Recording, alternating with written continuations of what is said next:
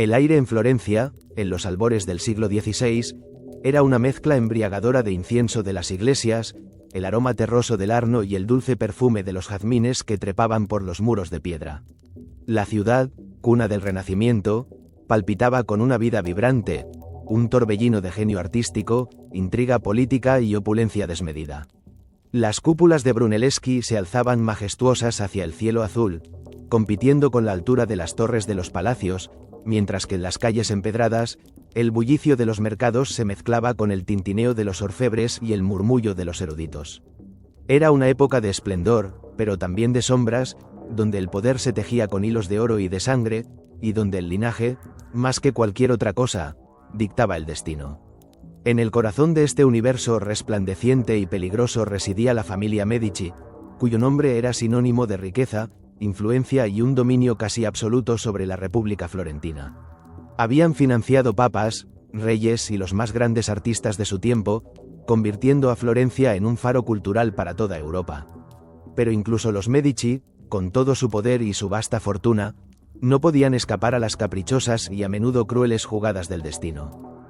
Fue en este escenario, el 13 de abril de 1519, cuando una niña vio la luz por primera vez en el suntuoso Palacio Pitti. El nacimiento de Catalina de Medici, hija de Lorenzo II de Medici, duque de Urbino, y de Magdalena de la Tour de Auvergne, condesa de Boulogne, debería haber sido un evento de regocijo sin límites.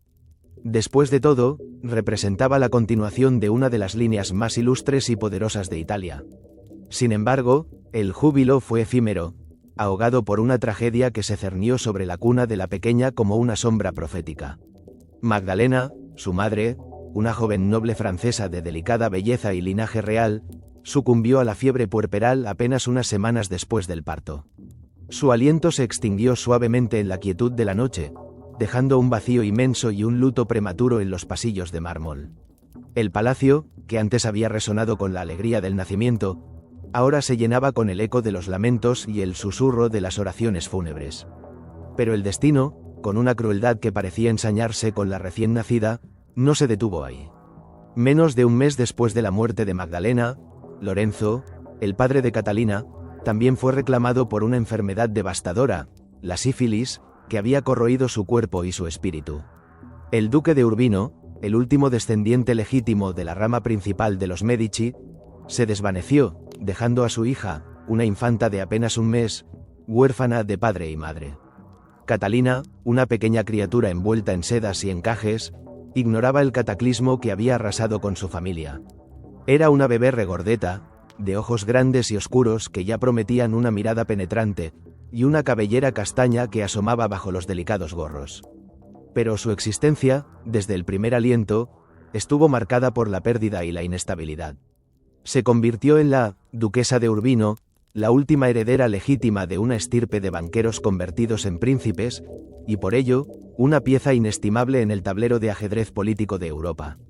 Su tío, Giulio de Medici, ascendido al papado como Clemente VII en 1523, se convirtió en su principal protector y, en esencia, su carcelero. Clemente, un hombre de aguda inteligencia y ambición desmedida, comprendía el valor estratégico de su sobrina. Ella no era solo sangre de su sangre, era una moneda de cambio, un eslabón matrimonial que podría forjar alianzas cruciales en un continente fracturado por las guerras religiosas y las rivalidades dinásticas. Para Clemente, Catalina era una inversión, una herramienta para asegurar la hegemonía de los Medici y la influencia papal. Los primeros años de Catalina transcurrieron entre la opulencia de los palacios florentinos y la sobriedad de los conventos. Su infancia fue una sucesión de traslados, de brazos extraños que la acunaban, de rostros que cambiaban con las estaciones políticas. Había algo en su mirada, incluso de niña, una seriedad inusual para su edad, una capacidad de observación que superaba la inocencia. Aprendió a leer las expresiones, los gestos, los silencios. Comprendió, sin que nadie se lo dijera, que su vida no le pertenecía del todo, que era un objeto precioso pero sin voluntad propia. En los conventos, como el de las Murate, entre los muros de piedra que olían a cera y a incienso rancio, Catalina encontró una especie de refugio. Las monjas, con sus hábitos oscuros y sus voces suaves, le enseñaron latín y griego, literatura y matemáticas. Le inculcaron una profunda fe, aunque su mente inquisitiva pronto comenzó a cuestionar las verdades absolutas. Observaba las sombras danzar en los patios al atardecer, escuchaba el canto gregoriano que se elevaba hacia los techos abovedados y sentía la fría caricia del mármol bajo sus pequeños pies. Allí, lejos del bullicio de la corte y las intrigas de los hombres, desarrolló una resiliencia silenciosa, una capacidad para adaptarse y para observar sin ser observada. Aprendió a jugar al ajedrez, a descifrar patrones y a anticipar movimientos, una habilidad que le sería invaluable en el futuro. La Florencia de su infancia no era solo arte y esplendor, era también un hervidero de tensiones. La República, aunque nominalmente libre, estaba bajo el férreo control de los Medici, un control que muchos florentinos resentían. Las facciones republicanas, deseosas de restaurar la antigua libertad, veían a Catalina como un símbolo de la tiranía Medici. Hubo periodos en los que su vida estuvo en peligro real, cuando las turbas enfurecidas irrumpían en los conventos, exigiendo su entrega, clamando por el fin de la dinastía. En una ocasión, tuvo que ser escondida en un cesto de ropa sucia para escapar de la furia popular, una experiencia que grabó en su joven mente la fragilidad del poder y la inconstancia de las masas. La niña, a pesar de su corta edad, ya conocía el sabor del miedo y la amarga lección de que el linaje, aunque fuente de privilegios, también era una carga pesada. Mientras Catalina crecía en medio de estas vicisitudes, al otro lado de los Alpes, en la fastuosa corte de Francia, se gestaban los hilos de su destino. El rey Francisco I, conocido como el Rey Caballero, gobernaba un reino que rivalizaba con el Sacro Imperio Romano Germánico de Carlos V por la hegemonía europea. La corte de Francisco I era un epicentro de cultura, lujo y ambición. El monarca, un hombre corpulento y carismático, amaba las artes, la caza y las mujeres con igual pasión. Había transformado su corte en un escaparate de la magnificencia francesa, atrayendo artistas como Leonardo da Vinci y Benvenuto Cellini, y llenando sus palacios con tesoros y obras maestras. En este ambiente de esplendor y libertinaje, el segundo hijo de Francisco I, Enrique de Orleans, crecía bajo la sombra de su hermano mayor, Francisco, el Delfín. Enrique, un muchacho de rostro melancólico y reservado, no mostraba el desparpajo ni la exuberancia de su padre o su hermano. Era un jinete hábil y un amante de los torneos, pero su personalidad era más introspectiva, casi sombría. Su destino, en aquel entonces, parecía ser el de un príncipe sin corona, un segundón, relegado a un papel secundario en la gran obra de la monarquía francesa.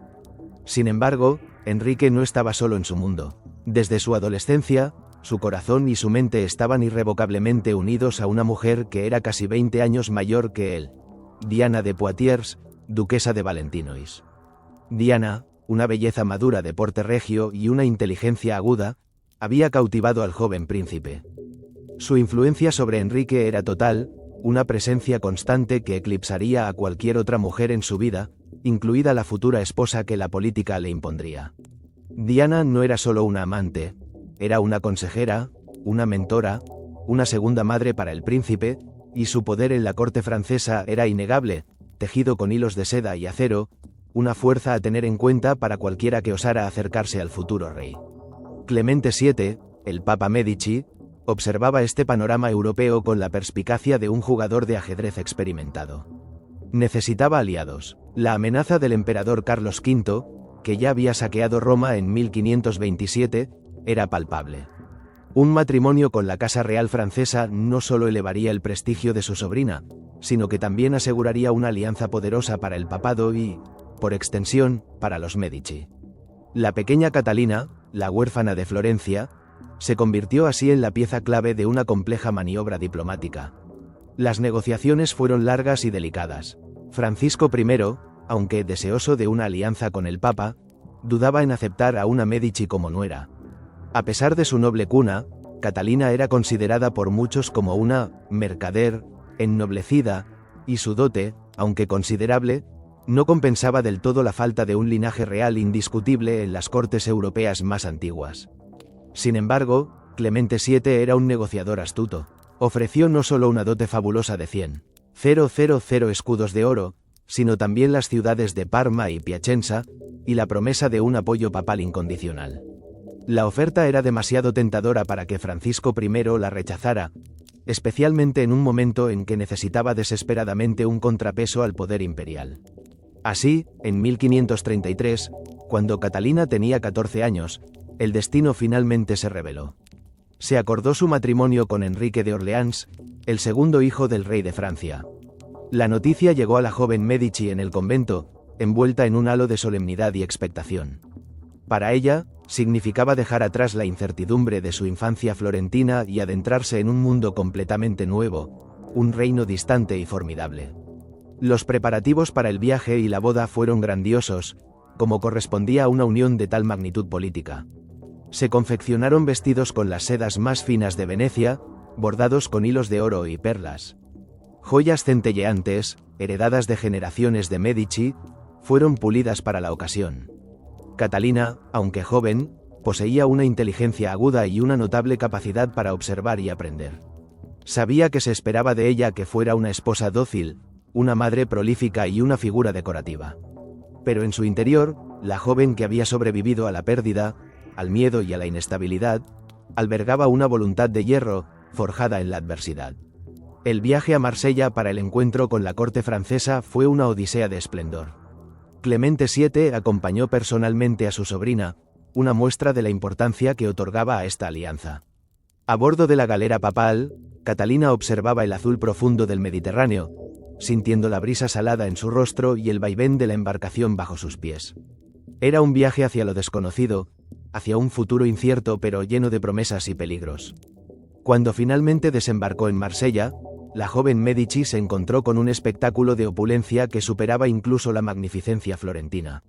La corte francesa, con Francisco I a la cabeza, se había reunido para recibirla. El rey, un hombre imponente de barba prominente y mirada astuta, la recibió con una sonrisa de cortesía y escrutinio.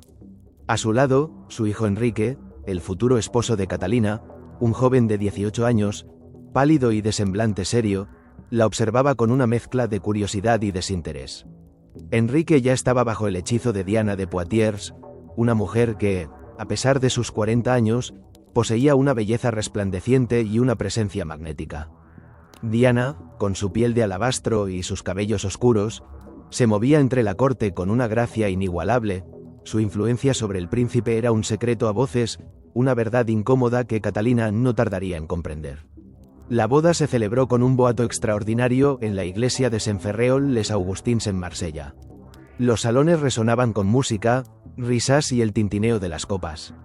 Catalina, vestida con un suntuoso traje de novia adornado con diamantes y perlas, se convirtió en duquesa de Orleans. Su rostro, aunque compuesto, reflejaba la tensión del momento. Se casaba con un hombre que apenas conocía, en un país extranjero, y ya percibía la sombra de otra mujer en el corazón de su esposo. La noche de bodas, tan esperada y llena de simbolismo, fue una formalidad fría. Francisco I, en un gesto de dudosa galantería, se jactó de haber presenciado la consumación del matrimonio, una humillación sutil para la joven novia. Catalina, con su innata discreción, soportó la situación con una dignidad silenciosa, una habilidad para ocultar sus emociones que había perfeccionado desde la infancia. Comprendió que el matrimonio era un asunto de estado, no de corazón. Los años siguientes en la corte francesa fueron un crisol para Catalina. Se encontró en un mundo donde el idioma, las costumbres y las intrigas eran completamente diferentes a lo que había conocido. La corte de Francisco I era un torbellino de lujo y superficialidad, donde la apariencia lo era todo y la verdadera influencia se tejía en los aposentos privados. Catalina, inicialmente, se sintió como una extraña, una florentina, a la que se miraba con desconfianza y, a menudo, con desprecio por su origen comercial. Pero la joven Medici no era de las que se rendían. Con la misma tenacidad que había mostrado en su infancia, se dedicó a aprender. Dominó el francés, estudió las costumbres de la corte, cultivó las artes y la literatura, y se rodeó de eruditos y artistas, siguiendo la tradición de su familia. Observaba, escuchaba y aprendía. Entendió que, para sobrevivir en este entorno hostil, necesitaba ser más inteligente, más astuta y más paciente que sus adversarios. Su relación con Enrique fue, desde el principio, compleja. Él era amable con ella, pero su corazón y su lealtad pertenecían a Diana de Poitiers. Catalina soportó esta humillación pública con una estoica resignación. No había escenas, ni reproches. En cambio, se dedicó a ganarse el respeto de la corte a través de su inteligencia y su buen juicio. Se convirtió en una anfitriona impecable, organizando fiestas y espectáculos que rivalizaban con los del propio rey. Su gusto refinado y su amor por las artes, herencia de los Medici, la hicieron brillar en un aspecto que la corte francesa valoraba profundamente. Sin embargo, el tiempo pasó, y los años se sucedieron sin que Catalina concibiera un heredero. La presión era inmensa. La función principal de una reina o una duquesa era la de asegurar la sucesión dinástica, y la falta de hijos se convirtió en una fuente de ansiedad y vergüenza. Los susurros en la corte se hicieron más fuertes, las miradas más críticas. Se llegó a considerar la posibilidad de anular el matrimonio, lo que habría significado el fin de la influencia de Catalina y su regreso a la incertidumbre. Pero ella se negó a ceder. Consultó a médicos y alquimistas, probó remedios y pócimas, y se sometió a tratamientos humillantes, todo con la esperanza de concebir. Finalmente, después de 10 años de matrimonio y de angustiosa espera, Catalina dio a luz a su primer hijo, Francisco, en 1544. Fue un momento de inmenso alivio y triunfo. La llegada de este primer heredero, y los 9 más que le seguirían, consolidó su posición en la corte francesa y aseguró su futuro. Ya no era solo la florentina, la mercader, sino la madre del futuro rey de Francia. En 1547, el rey Francisco I murió, y Enrique de Orleans ascendió al trono como Enrique II de Francia. Catalina, la huérfana de Florencia, se convirtió en reina consorte de Francia. Era un título de inmenso prestigio, pero la realidad de su poder seguía siendo limitada. Diana de Poitiers, ahora duquesa de Valentinois, consolidó su posición como la amante real, eclipsando a la reina en la corte y ejerciendo una influencia innegable sobre el rey. Los aposentos de Diana eran más lujosos que los de la propia Catalina, y era ella quien recibía las joyas de la corona y la mayor parte de la atención del monarca. Catalina, sin embargo, no se amargó públicamente. Mantuvo su dignidad y su compostura. Observaba, aprendía y esperaba. Sabía que el poder era un juego de paciencia, y que su momento llegaría. Aunque relegada a un segundo plano por su esposo y su amante, aprovechó el tiempo para estudiar la política francesa, para entender las facciones y las intrigas, para tejer su propia red de informantes y aliados. Su inteligencia, su discreción y su capacidad para adaptarse la convirtieron en una observadora formidable, una estratega en ciernes que esperaba su oportunidad para tomar las riendas del destino. La corte de Enrique II era un lugar de pompa y circunstancia, de torneos y cacerías, de intrigas religiosas y políticas. Los protestantes, conocidos como hugonotes, ganaban terreno en Francia, desafiando la autoridad de la Iglesia católica y del rey. Las tensiones religiosas se mezclaban con las ambiciones de las grandes familias nobles, como los Guisa, que aspiraban a un poder aún mayor. Catalina, la reina silenciosa, era consciente de estas corrientes subterráneas, de los vientos de cambio que soplaban sobre Francia. Su vida estaba entrelazada con la de Enrique, un hombre que, a pesar de su frialdad emocional, la respetaba como la madre de sus hijos. Pero su amor, si es que alguna vez existió, había sido un asunto de estado, no de corazón. Ella había aprendido a vivir con esa realidad, a encontrar su fuerza en su propia inteligencia y en su capacidad para la supervivencia. El aire en los salones de la corte de Enrique II era denso con el perfume de las velas de cera, el olor a cuero de los libros y el eco de las conversaciones susurradas. Los tapices, ricamente bordados, contaban historias de batallas y de amor, mientras que la luz de las antorchas danzaba sobre los rostros de los cortesanos, revelando tanto la belleza como la intriga. Catalina, sentada en su trono o paseando por los jardines de los castillos reales, siempre con una expresión serena, era una presencia constante, un pilar silencioso pero inquebrantable en el corazón de la monarquía francesa. Nadie, ni siquiera ella misma, podía prever la magnitud de los desafíos que le esperaban. El destino, que le había arrebatado a sus padres en la cuna, aún tenía reservadas pruebas aún mayores. Pero la huérfana de Florencia, la mercader, que se había convertido en reina, había aprendido a bailar con la adversidad, a convertir la debilidad en fuerza, y a esperar, con la paciencia de una araña tejiendo su tela, el momento de reclamar su propio poder. El escenario estaba listo para que Catalina de Medici, con su mezcla de inteligencia florentina y resiliencia forjada en la adversidad, comenzara a escribir su propia leyenda, una leyenda marcada por el sexo, el veneno y el poder. Los años que siguieron a la ascensión de Enrique II al trono de Francia se desplegaron como un tapiz de seda y acero en la corte, donde la magnificencia convivía con la intriga, y el poder era una danza perpetua de sombras y luces. Catalina, ahora reina consorte, habitaba una realidad de oro y porcelana, una jaula dorada donde su título resonaba con un eco hueco.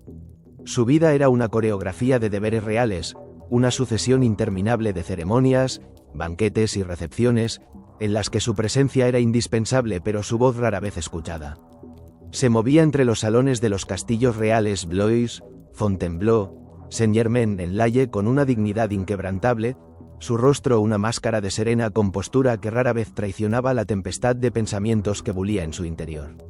Cada mañana, al despertar en sus aposentos suntuosos, con los doseles de terciopelo que la envolvían como un capullo, Catalina sentía el peso de la corona que, aunque invisible, oprimía su sien. Los primeros rayos de sol, filtrándose por los vitrales emplomados, pintaban en el suelo mosaicos efímeros que ella observaba mientras sus damas la asistían en el elaborado ritual de vestirse. Sedas pesadas, brocados ricos, corsés ajustados que le ceñían la cintura hasta casi quitarle el aliento. Cada prenda era una armadura, cada joya, un talismán contra la indiferencia. Sus ojos, profundos y oscuros, como pozos de agua estancada, reflejaban una inteligencia aguda, una capacidad de observación que, con el tiempo, se había agudizado hasta convertirse en un arma silenciosa. No hablaba mucho, pero veía todo. Escuchaba los susurros, los chismorreos, las alianzas que se forjaban y se rompían en los pasillos, los resentimientos que fermentaban bajo la superficie pulida de la cortesía. La sombra de Diana de Poitiers, duquesa de Valentinois, se proyectaba larga y omnipresente sobre la corte, eclipsando incluso a la reina. Diana, con su piel de alabastro que parecía desafiar el paso de los años, sus cabellos oscuros recogidos en elaborados peinados y sus ojos penetrantes, era la verdadera reina en el corazón del monarca. No solo poseía las joyas de la corona, que Enrique le había entregado como un símbolo de su devoción, sino que también residía en aposentos más lujosos que los de Catalina, y su influencia en las decisiones del rey era un secreto a voces, una verdad incómoda que todos aceptaban con una mezcla de envidia y resignación. Catalina, con una estoica determinación, soportaba la humillación. Había aprendido, desde su infancia en Florencia, que el poder no siempre se manifestaba de forma ruidosa, y que la paciencia era una virtud tan potente como la espada. Se decía a sí misma que la juventud de Diana era un espejismo, una flor que, por muy bella que fuera, un día se marchitaría. Mientras Diana se pavoneaba con la arrogancia de la favorita, Catalina se dedicaba a la crianza de sus hijos, su verdadera fuente de poder y su legado. Había dado a luz a 10 hijos, 7 de los cuales habían sobrevivido a la infancia, una hazaña en una época de alta mortalidad infantil. Su primogénito, Francisco, era un muchacho delicado, de salud frágil y una voluntad maleable, demasiado influenciable. Carlos, su segundo hijo varón, era más robusto y vivaz, pero también poseía una naturaleza volátil. Catalina los observaba, los estudiaba, los amaba con una intensidad que pocos en la corte sospechaban. Eran su sangre, su futuro, las piezas más importantes en el tablero que ella, en silencio, preparaba. Les inculcaba el orgullo de su linaje, la importancia de la educación y, sobre todo, la necesidad de la unidad familiar frente a las facciones rapaces de la nobleza. En sus momentos de soledad, Catalina se refugiaba en su biblioteca, un santuario personal donde los volúmenes encuadernados en cuero y pergamino le ofrecían un escape del tedio y la hipocresía de la corte. Leía con avidez, sumergiéndose en las obras de los clásicos latinos y griegos, en los tratados de filosofía y los textos de historia. Se interesaba por la arquitectura, la botánica, la alquimia y la astrología, ciencias que entonces no estaban tan separadas de la magia y la superstición. Su mente era un crisol donde se mezclaban la astucia florentina y la erudición renacentista. También cultivaba una red de informantes, una telaraña invisible que se extendía por todos los rincones del reino, permitiéndole conocer los verdaderos movimientos de las facciones, las murmuraciones de los pasillos, los descontentos de la nobleza y los vientos de cambio que soplaban sobre Francia. Y esos vientos eran cada vez más turbulentos. La Reforma protestante, que había prendido con fuerza en el Sacro Imperio Romano Germánico, había cruzado los Alpes y se había enraizado en suelo francés. Los hugonotes, como se conocía a los protestantes franceses, ganaban adeptos a un ritmo alarmante, desafiando la autoridad de la Iglesia católica y del rey. Las tensiones religiosas no eran solo un asunto de fe, se entrelazaban con las ambiciones políticas de las grandes casas nobles. Los Guisa, fervientes católicos y poderosos militares, se erigían como los defensores de la fe, buscando consolidar su poder a expensas de la corona y de las facciones protestantes, como la Casa de Borbón. La corte de Enrique II era un polvorín, y Catalina, con su mirada aguda, percibía el peligro inminente, el olor a pólvora y a incienso rancio que flotaba en el aire. Sabía que la paz era una ilusión frágil, y que la guerra, tanto religiosa como civil, era solo cuestión de tiempo. Enrique II, ajeno a la complejidad política que Catalina observaba con tanta lucidez, vivía para la gloria y el placer. Amaba los torneos, las cacerías y las justas, donde podía exhibir su destreza física y su valor. Era un hombre corpulento y apuesto, con una cicatriz distintiva en la frente, un recuerdo de una escaramuza juvenil. Su pasión por los torneos era legendaria. El fragor de las lanzas al chocar, el estruendo de los caballos, el clamor de la multitud, todo ello le llenaba de una euforia que rara vez mostraba en los asuntos de Estado. Para él, eran una reafirmación de su virilidad, de su poder, de su derecho divino a gobernar. En el verano de 1559, la corte se preparaba para una serie de festividades que celebrarían la paz de Cato Cambresis con España y el matrimonio de su hija Isabel con Felipe II, y el de su hermana Margarita con el duque de Saboya. París bullía de actividad, las calles engalanadas con tapices y guirnaldas, el aire vibrando con la anticipación de la pompa y el boato. El 30 de junio, en la Rue Saint-Antoine, se erigió un espléndido palenque, flanqueado por tribunas decoradas con los colores de la Casa Real. El sol de junio caía a plomo sobre el campo de la justa, iluminando el brillo de las armaduras y el plumaje de los cascos. La multitud, una marea de rostros ansiosos, se apiñaba para presenciar el espectáculo. Catalina estaba sentada en la tribuna real, ataviada con un vestido de terciopelo oscuro que realzaba la palidez de su rostro. A su lado, Diana de Poitiers, con un atuendo más vistoso y los colores de Enrique, irradiaba una confianza que a la reina le resultaba irritante. Los príncipes, sus hijos, estaban cerca, algunos inquietos, otros fascinados por el desfile de caballeros. Catalina observaba a Enrique, su esposo, mientras se preparaba para su último enfrentamiento del día. El rey, envuelto en su armadura de gala, con el yelmo coronado por plumas de avestruz, era la personificación del poder y la fuerza. Su caballo, un corcel negro de pura raza, piafaba impaciente, su aliento exhalando vaho en el aire cálido. Enrique, con una sonrisa en los labios, saludó a la multitud, y sus ojos se posaron un instante en Diana, una mirada de amor y complicidad que no pasó desapercibida para Catalina. Su oponente era Gabriel de Lorges, conde de Montgomery, capitán de su guardia escocesa, un hombre joven y fuerte, pero inexperto en comparación con el rey. Enrique, en su arrogancia, había insistido en un último lance, a pesar de las advertencias de sus consejeros y de los malos augurios de los astrólogos que Catalina consultaba en secreto. La tensión en el aire era casi palpable. El heraldo dio la señal, y los dos caballeros cargaron el uno contra el otro, el estruendo de sus caballos resonando en el palenque. Las lanzas se alzaron, puntas de madera apuntando al corazón de la gloria. El primer lance fue un choque violento, un estallido de madera astillada y metal. Ambas lanzas se rompieron, pero el impacto desequilibró a Montgomery. Su caballo tropezó, y el joven conde perdió el control de su arma. La punta rota de su lanza, un fragmento afilado de madera, se desvió de su trayectoria esperada. En un instante suspendido en el tiempo, un parpadeo de horror, el fragmento astillado se deslizó bajo la visera levantada del yelmo de Enrique, perforando su ojo derecho y penetrando profundamente en su cerebro. Un grito ahogado se elevó de la multitud, un lamento colectivo que se mezcló con el estruendo de la armadura del rey al caer pesadamente al suelo. El silencio que siguió fue más aterrador que cualquier ruido, un silencio cargado de incredulidad y terror. Catalina, en la tribuna, sintió cómo el aire se le escapaba de los pulmones. Un escalofrío helado le recorrió la espalda. Vio a los cortesanos correr hacia el rey caído, sus rostros distorsionados por el pánico. Diana de Poitiers, con un grito desgarrador, se lanzó hacia el palenque, sus finas ropas de seda agitándose en su desesperación. Catalina, por el contrario, se mantuvo inmóvil, sus manos apretadas en los puños, las uñas clavándose en la palma de su mano.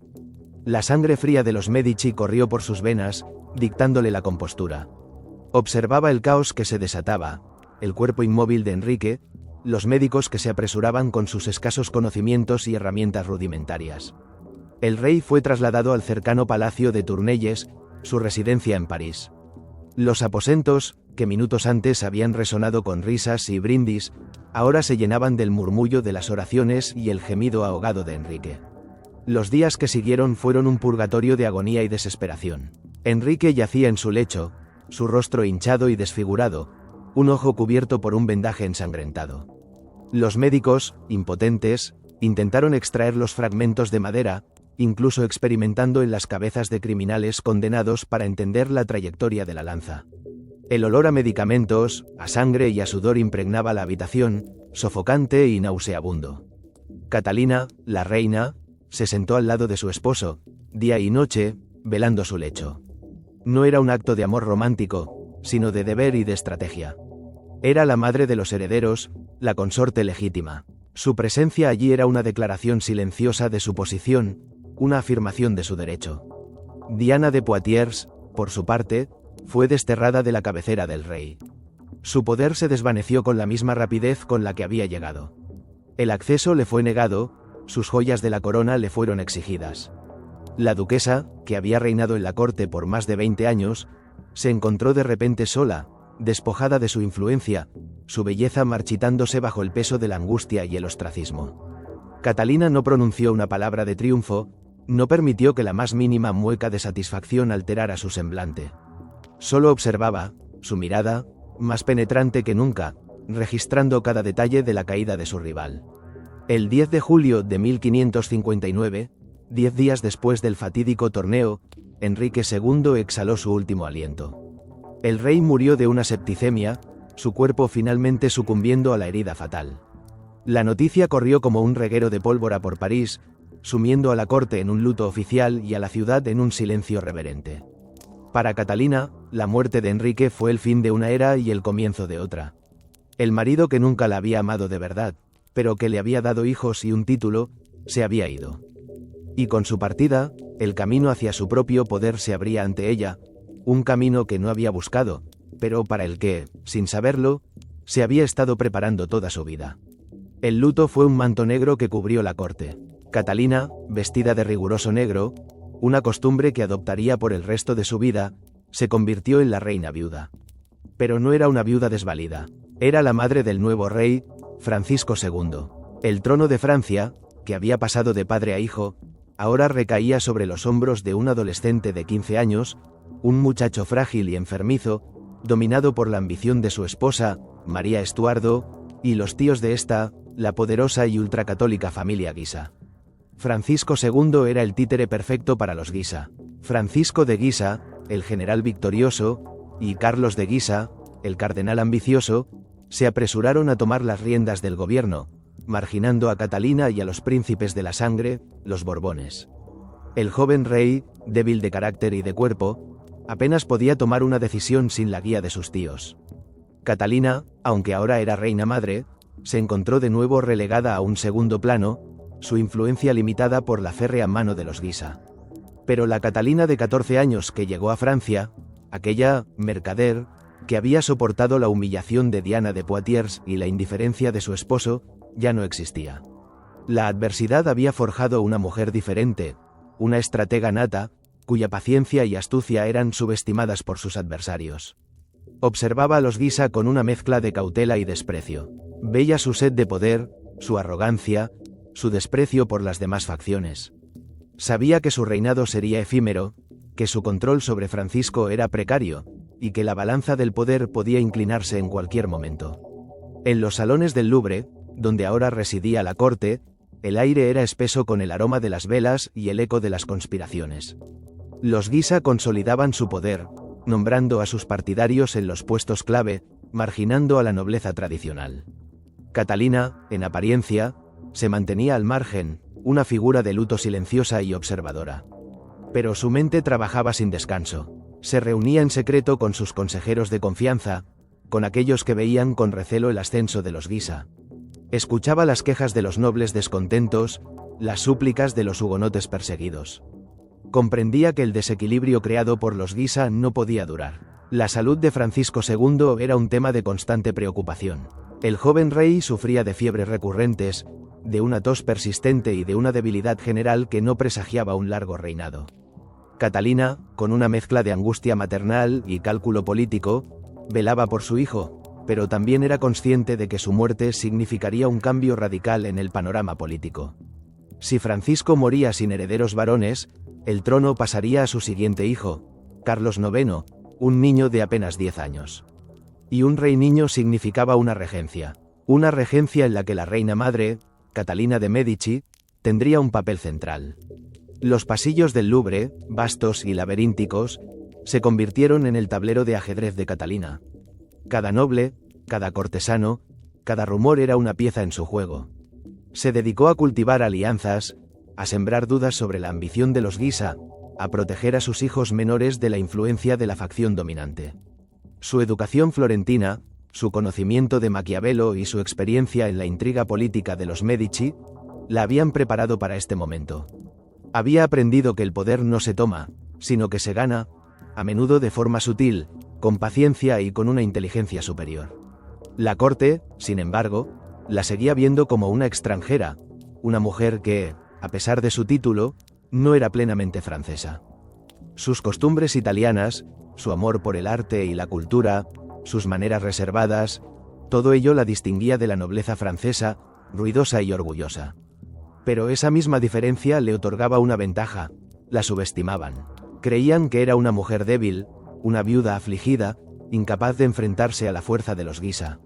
Y Catalina, con una astucia digna de su linaje, fomentaba esa percepción. Dejaba que creyeran que era inofensiva, mientras, en la sombra, tejía su tela de araña, esperando el momento oportuno para atacar. La tensión religiosa en el reino se exacerbaba. Los hugonotes, reprimidos por los Guisa, comenzaban a organizar su resistencia. Las escaramuzas se volvían más frecuentes, el olor a hoguera y a sangre protestante se extendía por el campo francés. Catalina, que había crecido entre la tolerancia religiosa de la Florencia renacentista, veía con horror la creciente polarización de Francia. Comprendía que la unidad del reino estaba en juego, y que la intransigencia de los Guisa solo avivaría las llamas de la guerra civil. En este ambiente cargado de presagios, los meses del corto reinado de Francisco II transcurrieron como un suspiro. Las fiebres del rey se hicieron más violentas, su tos más ronca. Los médicos, con sus sangrías y sus pócimas ineficaces, solo aceleraban su declive. Catalina, con el corazón encogido, pero con la mente fría, se preparaba para lo inevitable. Sabía que la muerte de Francisco sería su oportunidad, la puerta que se abriría a su propio poder, a su propia regencia. No era un deseo macabro, sino una aceptación pragmática de la realidad. Su deber era proteger a la monarquía, a sus hijos y a Francia, de la voracidad de los Guisa y de la amenaza de la guerra civil.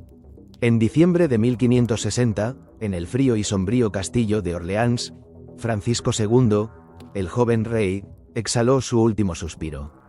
Tenía 16 años y había reinado por apenas 17 meses. Su muerte fue un golpe para María Estuardo, la joven reina viuda, que pronto regresaría a Escocia para enfrentar su propio destino trágico. Pero para Catalina, fue el momento de su liberación, el instante en que el escenario se despejó para que ella tomara el centro. La noticia de la muerte del rey se extendió rápidamente, llevando consigo un escalofrío de incertidumbre y expectación. La corte se sumió en un luto aún más profundo, pero bajo el velo negro de la tristeza, se agitaban las ambiciones y las intrigas. Los Guisa, que habían ejercido un poder casi absoluto, se encontraron de repente sin su títere real. Su influencia se tambaleó, sus planes se desmoronaron. Catalina, con una serenidad que contrastaba con el caos que la rodeaba, actuó con una rapidez y una determinación que sorprendieron a muchos. Su hijo Carlos, de solo 10 años, era ahora Carlos IX, rey de Francia. Y con un rey niño, la ley dictaba la necesidad de una regencia. Los príncipes de la sangre, los Borbones, reclamaban su derecho a la regencia, pero Catalina, con una astucia legal y política, se adelantó a todos. Convocó al Consejo Real, presentó sus argumentos, y maniobró con una habilidad que dejó atónitos a sus adversarios. Recordó a todos su linaje, su maternidad, su experiencia en la corte. Argumentó que su papel como madre del rey, y su conocimiento de los asuntos de Estado, la convertían en la persona más idónea para gobernar en nombre de su hijo. Su discurso fue medido, firme, y teñido de una autoridad que pocos le habían visto antes. El cardenal de Guisa intentó oponerse, pero la balanza ya se había inclinado. Catalina, la mercader, florentina, la reina ignorada, la viuda silenciosa, acababa de reclamar el poder. El 20 de diciembre de 1560, el Parlamento de París la proclamó oficialmente regente de Francia. Fue un triunfo monumental, la culminación de años de paciencia, observación y estrategia. Los Guisa fueron relegados, su influencia disminuida. Diana de Poitiers, ya olvidada, se retiró a su castillo de Anet, donde moriría años después, despojada de su gloria. Catalina de Medici, la huérfana, la forastera, la madre de reyes, había llegado al pináculo del poder en Francia. Su mano, que había sostenido la de Enrique en sus últimos momentos, ahora empuñaría el cetro. El tiempo de la espera había terminado. El tiempo de gobernar había comenzado. Y con ello, se abría un nuevo capítulo, uno que estaría marcado por decisiones difíciles, por la sangre y el fuego de las guerras de religión, y por la fría, calculadora astucia de una mujer que había aprendido a sobrevivir en un mundo de hombres. La leyenda de Catalina, la reina madre, estaba a punto de escribirse con tinta indeleble en la historia de Francia. El cetro de Francia, antes una distante fantasía, ahora se sentía pesado y real en las manos de Catalina. La proclamación como regente, el 20 de diciembre de 1560, no fue una liberación jubilosa, sino el inicio de una carga inmensa, un torbellino de responsabilidades que amenazaba con devorarla. El luto por Francisco II aún cubría la corte con un velo sombrío, pero bajo esa capa de duelo oficial, las ambiciones y las intrigas bulían con una intensidad febril. Los Guisa, que habían saboreado el poder absoluto, se retorcían en su frustración, como depredadores a los que se les ha arrebatado la presa. Los Borbones, líderes protestantes y príncipes de la sangre, veían en la regencia de Catalina una oportunidad para ascender, para desafiar la hegemonía católica. Francia, una nación ya fracturada por las tensiones religiosas, pendía de un hilo, y Catalina, la florentina, la mercader, se encontró en el ojo de la tormenta. El Palacio del Louvre, con sus pasillos laberínticos y sus vastos salones, se convirtió en el epicentro de su nuevo universo. Cada amanecer, la luz grisácea que se filtraba por las altas ventanas revelaba un nuevo desafío. La oficina de Catalina, antes un rincón discreto, ahora era el corazón palpitante del reino. Los documentos se apilaban en su escritorio de roble macizo, sellos y plumas de ganso esperando su toque. El olor a tinta fresca, a pergamino y a la cera caliente de los sellos se mezclaba con el persistente aroma a incienso de las capillas y el tenue perfume de las flores frescas que sus sirvientes colocaban cada mañana. Vestida de riguroso negro, un color que adoptaría para el resto de su vida en señal de luto por Enrique y sus hijos caídos, Catalina presidía el Consejo Real con una autoridad inesperada. Su voz, antes suave y reservada, había adquirido una firmeza que no admitía réplicas. Sus ojos, oscuros y penetrantes, analizaban a cada consejero, buscando la verdad detrás de las palabras cuidadosamente elegidas, desentrañando las lealtades ocultas y las ambiciones veladas. Su primer objetivo, el más urgente, era sofocar las llamas de la discordia religiosa que amenazaban con consumir el reino. La intransigencia de los Guisa había radicalizado a los hugonotes, y la paz era una quimera. Catalina, con su pragmatismo florentino, comprendía que la persecución no era una solución. Había crecido en una Florencia donde las ideas circulaban libremente, y su mente, aunque profundamente católica, estaba abierta a la posibilidad de una coexistencia pacífica. Convocó el coloquio de Poissy en 1561, un intento audaz de reconciliación entre teólogos católicos y protestantes. Los debates, que tuvieron lugar en el refectorio de un convento dominico, Eran acalorados y apasionados, resonando con la elocuencia de las escrituras y la rigidez de los dogmas. Catalina, sentada en un estrado elevado, escuchaba atentamente, su rostro inescrutable. Observaba las posturas inflexibles, la pasión en los ojos de los oradores, la inmensa brecha que separaba a las dos facciones. El aire se cargaba de la tensión de las palabras no pronunciadas, de las ofensas sutiles y de la inquebrantable convicción de cada bando. Aunque el coloquio fracasó en su objetivo de unir las fes, Catalina no se rindió. Su mente de estratega buscaba un camino intermedio, una solución política donde la teología había fallado. El resultado fue el Edicto de Saint-Germain, promulgado en enero de 1562. Este edicto, revolucionario para su tiempo, concedía a los hugonotes el derecho a practicar su culto públicamente fuera de las ciudades amuralladas y privadamente dentro de ellas. Fue un grito de esperanza para muchos, un paso hacia la tolerancia. Pero para los ultracatólicos, especialmente los Guisa, fue una abominación, una traición a la fe. El duque Francisco de Guisa, con su imponente presencia y su fama de héroe militar, no ocultó su desdén. Su hermano, el cardenal Carlos de Guisa, lo consideró una herejía. Catalina, sin embargo, se mantuvo firme. Creía que la unidad del reino era más importante que la uniformidad religiosa. La frágil paz, sin embargo, se rompió violentamente en marzo de 1562.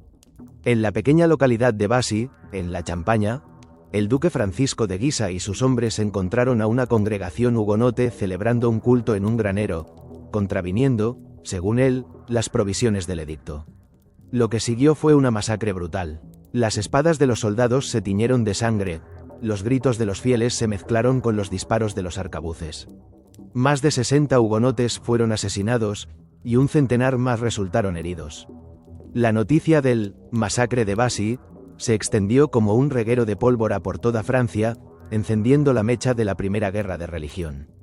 Catalina recibió la noticia en el Louvre, un frío escalofrío recorriendo su espalda. El informe, entregado por un mensajero pálido y tembloroso, describía la carnicería con detalles gráficos. El olor a miedo y a pólvora parecía flotar en el aire de sus aposentos. Se dio cuenta de que sus esfuerzos por la paz habían sido en vano, que la violencia sectaria era una bestia incontrolable. La guerra, la terrible guerra civil que tanto había temido, había llegado.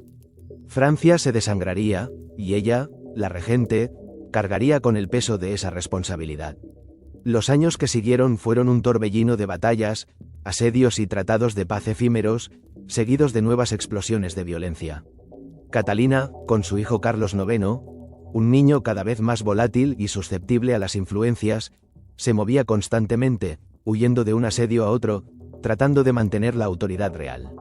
La corte era un campamento itinerante, sus miembros viviendo con el constante rumor de la guerra. Los castillos, antes símbolos de lujo, se convirtieron en fortalezas. El sonido de los cañones, antes una rareza, ahora era una melodía familiar en la distancia. Catalina, con la astucia de un zorro, jugaba a dos bandas, negociando con los líderes protestantes como el príncipe de Condé y el almirante Gaspard de Coligny, mientras intentaba contener la ambición de los Guisa. Su objetivo principal era preservar la monarquía, asegurar el futuro de sus hijos, y evitar que Francia se desintegrara por completo. Escribía innumerables cartas, sus dedos manchados de tinta, sus ojos cansados por las largas noches de negociación. Sus palabras, cuidadosamente escogidas, eran un intento desesperado de tejer una red de alianzas y compromisos que mantuviera unido el reino. La paz, solía decir, es la única madre de la prosperidad. Pero la prosperidad parecía un sueño lejano. Su hijo, Carlos IX, crecía bajo la sombra constante de la guerra. Un muchacho nervioso, propenso a arrebatos de ira y a períodos de melancolía. Catalina lo amaba con la ferocidad de una leona, pero también lo veía como una herramienta, una pieza central en su juego de ajedrez político. Le enseñó a cazar, a montar a caballo, a las artes de la diplomacia, pero no pudo protegerlo de los horrores de la guerra ni de las presiones de la corona. Carlos, a medida que crecía, se sentía cada vez más atraído por la figura carismática del almirante Coligny, el líder hugonote, un hombre de profunda fe y probada valentía. Coligny, con su barba blanca y su mirada serena, ejercía una influencia paterna sobre el joven rey, algo que Catalina observaba con creciente inquietud. La tensión alcanzó su punto álgido en 1572. Catalina, en un intento desesperado por sellar una paz duradera entre las facciones católicas y protestantes, orquestó el matrimonio de su hija, Margarita de Valois, con Enrique de Navarra, el joven líder hugonote y heredero al trono de Navarra. La boda, celebrada en París el 18 de agosto, fue un evento de magnitud sin precedentes, un símbolo de la reconciliación. La ciudad, que había sido testigo de tanta violencia, ahora se engalanaba para la celebración. Las calles se llenaron de tapices y flores, el aire vibraba con la música y las risas. Miles de hugonotes, incluyendo a la mayoría de sus líderes, acudieron a París para el enlace, confiando en la promesa de paz. El almirante Coligny estaba entre ellos, su presencia un testimonio de la buena voluntad. Catalina, con su vestido de seda más espléndido y sus joyas más brillantes, se movía entre la multitud con una sonrisa forzada. En su interior, una mezcla de esperanza y de profunda aprensión. Sabía que la presencia de tantos líderes hugonotes en la capital era un riesgo calculado, una apuesta arriesgada por la paz. El ambiente en la corte era tenso. Los Guisa, con su odio visceral a los protestantes, veían la boda como una provocación, una traición a la fe católica. Los murmullos de descontento, los ojos llenos de resentimiento, eran como cuchillos clavados en su espalda. El 22 de agosto, 4 días después de la boda, la frágil tregua se hizo añicos. El almirante Coligny, mientras regresaba a sus aposentos después de una reunión con el rey, fue víctima de un intento de asesinato. Un disparo de arcabuz, proveniente de una ventana de la casa de un partidario de los Guisa, le arrancó un dedo y le hirió gravemente en el brazo. El sonido del disparo, resonando en las calles de París, fue un presagio funesto. La noticia corrió como un reguero de pólvora, no solo entre los hugonotes, sino también entre los católicos más radicales. Catalina se enteró del atentado con un escalofrío de terror. La sangre se le geló en las venas. Sabía que este acto desataría la furia de los hugonotes y provocaría una venganza que podría destruir la monarquía. Carlos IX, furioso por el ataque a su amigo y consejero, juró encontrar y castigar a los culpables. Pero la presión sobre Catalina y el rey era inmensa. Los Guisa, los ultracatólicos, el pueblo de París, mayoritariamente católico y hostil a los protestantes, exigían una purga.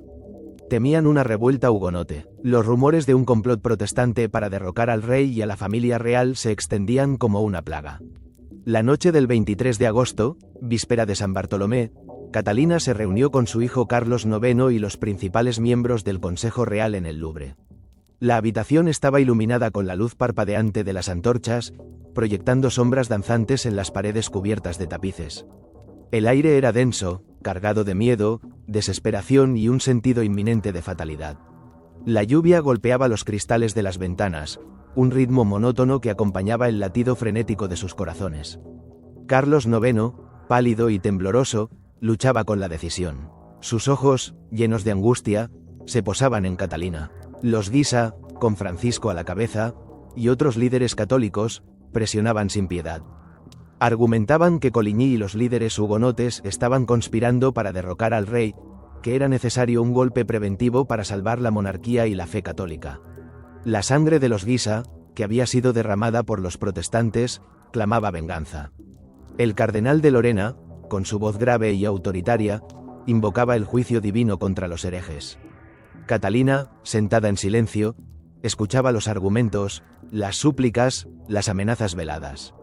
Podía sentir el peso de la historia, la presión de las facciones, el destino de Francia descansando sobre sus hombros. Su mente, habitualmente lúcida y calculadora, estaba nublada por el miedo. Miedo por sus hijos, miedo por la monarquía, miedo por el caos que se avecinaba si no actuaba. Los rumores de una conspiración hugonote, aunque quizás exagerados, eran lo suficientemente potentes como para sembrar la semilla de la duda. Si los protestantes se levantaban en armas en París, con todos sus líderes allí, el resultado sería una masacre incontrolable, y la monarquía podría no sobrevivir. Finalmente, la decisión se tomó. No fue una orden dada a la ligera, ni con regocijo. Fue una decisión arrancada de ella por el pánico, por la presión, por la creencia de que era la única manera de salvar a la monarquía y a su hijo. La orden fue eliminar a los líderes hugonotes, a los cabecillas de la conspiración para evitar una revuelta mayor.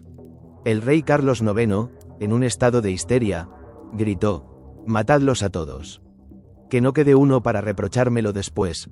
La noche de San Bartolomé, el 24 de agosto de 1572, se desató el infierno en París. La señal fue el toque a rebato de la campana de la iglesia de Saint-Germain-l'Auxerrois, cerca del Louvre, en las primeras horas de la madrugada. Su sonido, grave y ominoso, resonó en la oscuridad, cortando el silencio de la noche. Fue el pistoletazo de salida para una orgía de violencia. Catalina, desde las ventanas de sus aposentos en el Louvre, escuchó el estruendo. El sonido de los gritos, los disparos, el choque de las espadas, el clamor de la multitud sedienta de sangre, todo se elevaba desde las calles de París como un coro infernal. El olor a sangre, a pólvora y a miedo pronto impregnó el aire, un hedor nauseabundo que parecía colarse por las rendijas de las ventanas. Vio las antorchas danzar en la oscuridad, iluminando escenas de horror. Los cuerpos de los hugonotes, sorprendidos en sus camas, eran arrastrados por las calles, sus gritos ahogados por la furia de los asesinos.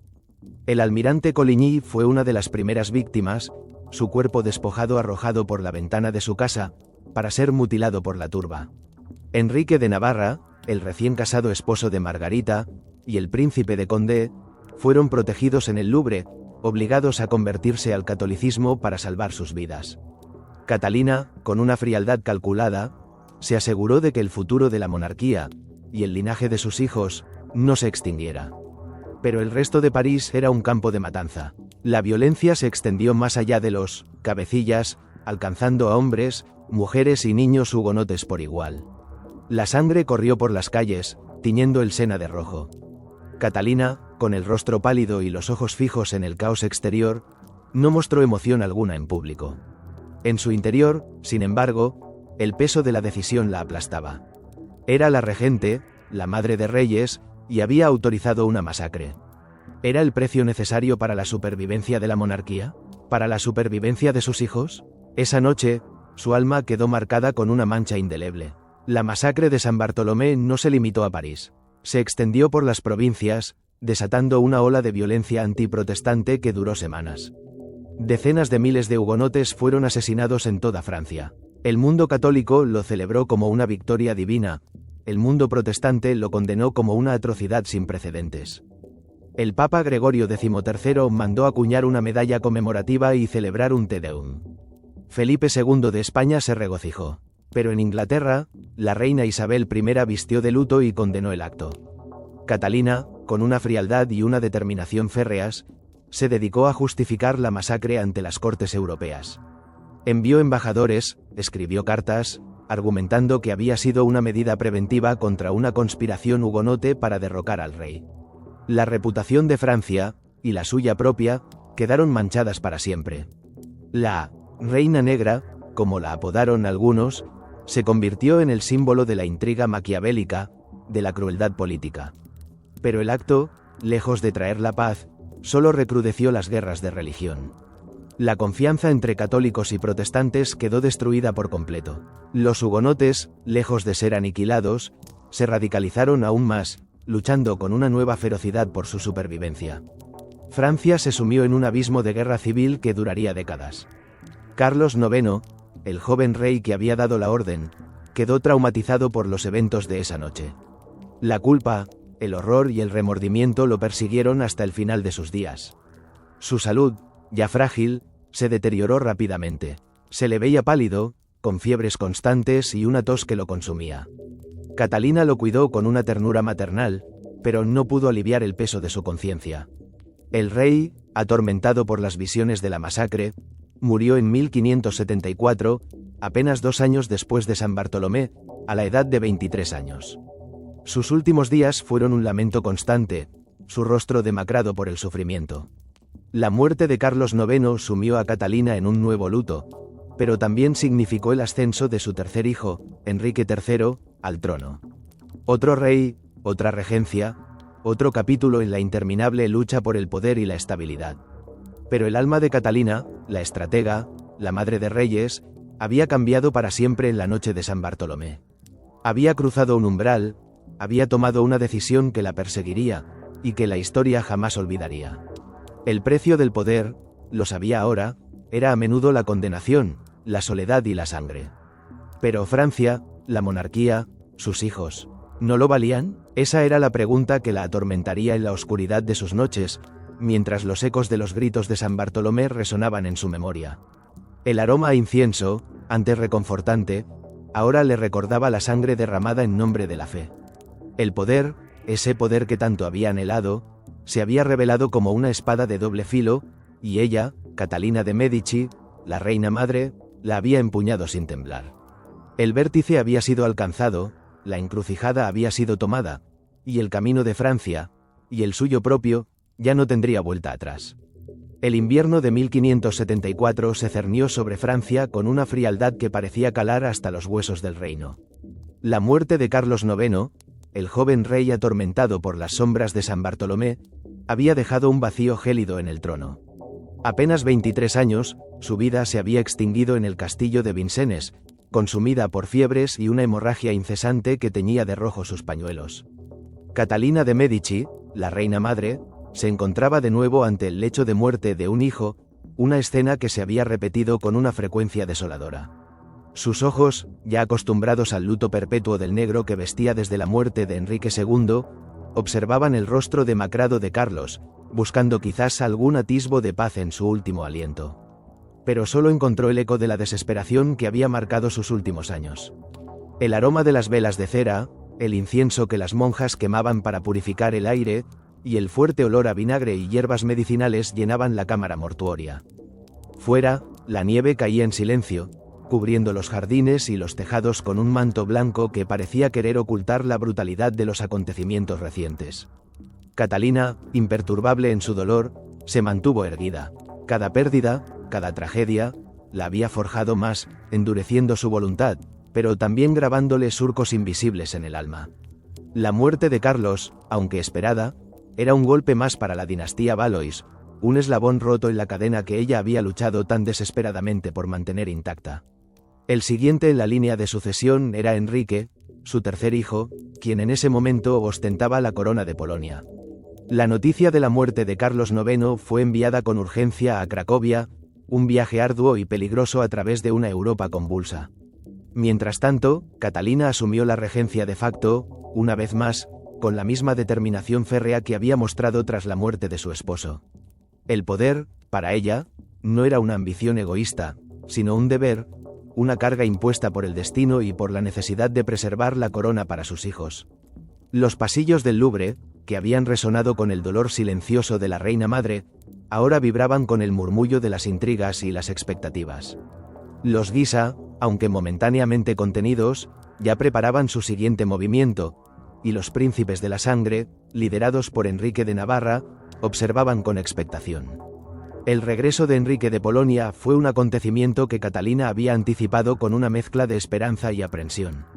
Enrique, su hijo favorito, era un hombre de gustos refinados, amante de las artes y la moda, con una inteligencia aguda y una educación esmerada. Pero también era voluble, propenso a los caprichos y a una melancolía profunda. Su corte polaca había sido un escenario de extravagancia y libertinaje, y su carácter, aunque brillante, carecía de la solidez y la pragmática frialdad que Francia necesitaba desesperadamente. Catalina le había enviado cartas, consejos, advertencias, recordándole su deber, su linaje, la fragilidad de su trono. Pero Enrique, aunque amaba a su madre, también resentía su influencia, su autoridad, la sombra omnipresente de su voluntad. La relación entre ellos, forjada en el crisol del poder y la supervivencia, era compleja, una danza perpetua de afecto y recelo. El viaje de Enrique a través de Europa fue una odisea de meses, un regreso lento y tortuoso a un reino sumido en la guerra civil. Atravesó los territorios del Sacro Imperio Romano Germánico, observando con sus propios ojos la devastación que la división religiosa había causado en otros lugares. El 5 de septiembre de 1574, finalmente pisó suelo francés. La reunión con su madre fue un momento cargado de emociones no expresadas. En el silencio de sus aposentos, Catalina observó a su hijo, su porte elegante, sus joyas deslumbrantes, su mirada a veces evasiva. Un suspiro casi imperceptible escapó de sus labios. Sabía que el camino por delante sería aún más arduo. La coronación de Enrique III en Reims, en febrero de 1575, fue un evento de gran pompa, un intento de reafirmar la majestad de la monarquía en tiempos de incertidumbre. La catedral, con sus vidrieras góticas derramando luz multicolor sobre los dignatarios, resonaba con los cánticos y el tintineo de los incensarios.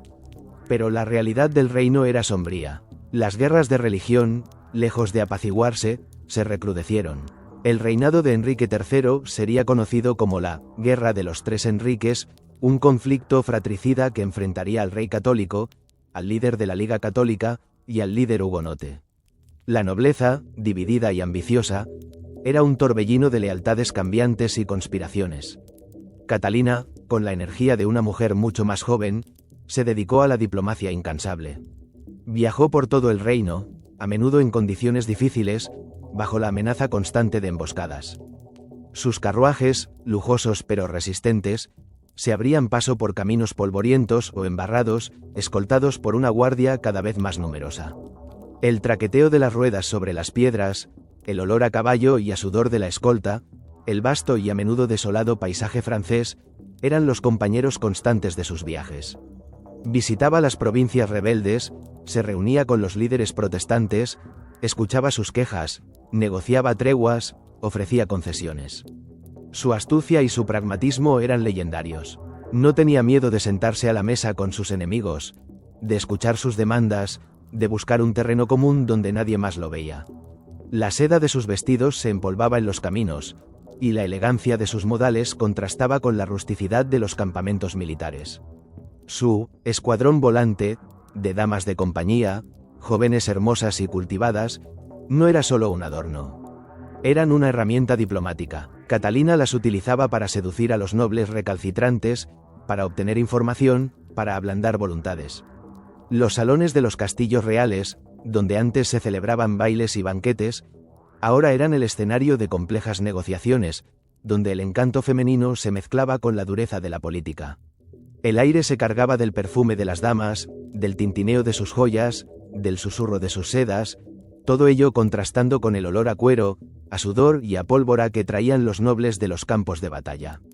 Catalina creía firmemente en el poder de la persuasión, de la conversación, de la seducción intelectual y, si era necesario, de la física, para lograr sus fines políticos.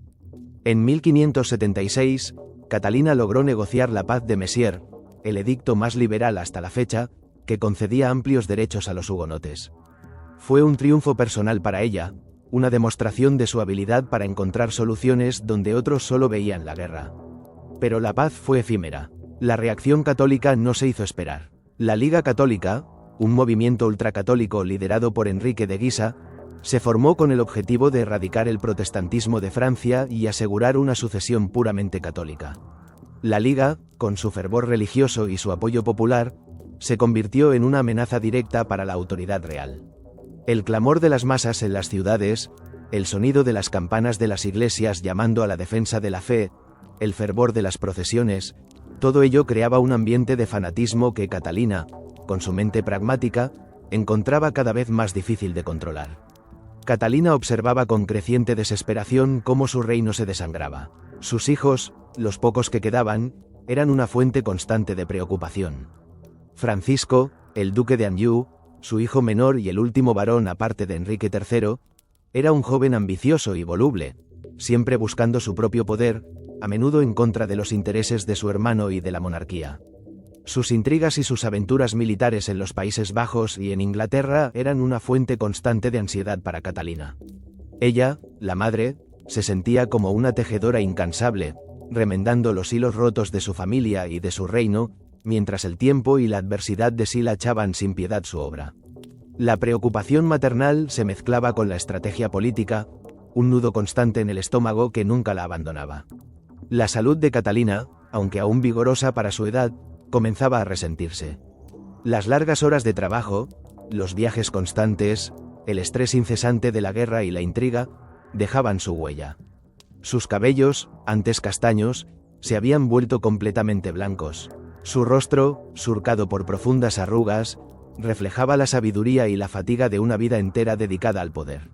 Los dolores en las articulaciones, el cansancio que a veces la invadía hasta la médula, eran recordatorios constantes de su mortalidad. El frío de los castillos, la humedad de los inviernos franceses, se habían cobrado su precio. Sin embargo, su mente permanecía tan aguda como siempre, su voluntad tan indomable. Cada mañana, al levantarse de su lecho, sentía el peso de los años, pero también la urgencia de su deber. El punto de inflexión llegó en 1584, con la muerte de Francisco, duque de Anjou. Fue un golpe devastador para Catalina, no solo por la pérdida de un hijo, sino porque Francisco era el último heredero varón de la línea Valois, aparte del rey. Su muerte significaba que, si Enrique III moría sin un heredero, el trono de Francia pasaría a Enrique de Navarra, el líder hugonote, su yerno, pero también el principal enemigo de la Liga Católica. La perspectiva de un rey protestante en Francia era inaceptable para la mayoría católica y para la Liga.